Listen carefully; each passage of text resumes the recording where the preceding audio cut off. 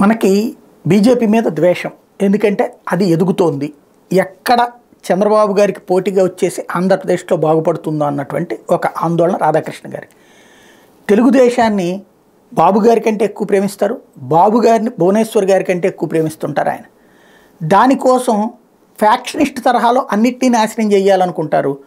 ఆ వలలో జనసేన వచ్చి పడింది, ఆ వలలో ఇప్పుడు భారతీయ జనతా పార్టీ రాష్ట్ర నాయకత్వం వచ్చి పడింది. కానీ దాని పర్యవసానం ఏమైంది? ఒక ప్రత్యామ్నాయ రాజకీయం లేకుండా పోయింది. జగన్ని గద్దెదించాలి అనుకున్నప్పుడు, లేదా జగన్ లాంటి వాడు రాజకీయాలకు వద్దనుకున్నప్పుడు అందరినీ ప్రోత్సహించాలి. ఇప్పుడు ఇక్కడ ఇద్దరినే ప్రోత్సహిస్తున్నారు ఈయన. ఒకటి షర్మిల, రెండు తెలుగుదేశం పార్టీ. తెలుగుదేశానికి సపోర్ట్గా ఉండేలా జనసేన బీజేపీని చూస్తున్నారు తప్పించి ఎదగని ఎట్లా. జగన్ అనేటువంటి వాడిని కట్టడి చేయగలగాలంటే భారతీయ జనతా పార్టీ ఎదుగుదల మాత్రమే సాధ్యం. బీజేపీ ఎదిగితే మాత్రమే జగన్ కట్టడి చేయగలదు. చంద్రబాబు కట్టడి చేయలేడు.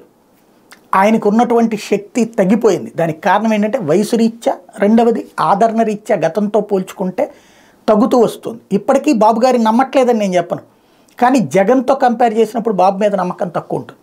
బాబుని నమ్మేటువంటి వర్గం పెట్టుబడిదారులు, ధనవంతులు, ఇట్లాంటి వాళ్ళు. జగన్ నమ్మే వర్గం పేదలు. అలాగే కుల సమీకరణాలు చాలా తేడా ఉంటాయి. ఇవాళ రోజున బాబుని నమ్మి పారిశ్రామికవేత్తలు, పెట్టుబడిదారులు ఇవాళ వచ్చి పెట్టుబడులు పెట్టడానికి ఎందుకు రాలేదు మన 2014-19 మధ్యలో? అది గ్రహించాలి. ఎందుకంటే ఆయన వయసు అయిపోతుంది. ఆ తర్వాత ఇక్కడ పెట్టుబడి పెడితే, బాబుని నమ్మి పెట్టుబడి పెడితే జగన్ వస్తే తొక్కుతాడేమో అన్న భయం కూడా ఉండొచ్చు కదా వాళ్ళు. దానికి తగ్గట్టే జగన్ వ్యవహరించిన తీరుంది కదా. కాబట్టి ఒక లాంగ్ స్టాండింగ్ పార్టీని మీరు కనుక నెత్తిన పెట్టుకుంటే ఉపయోగపడుతుంది.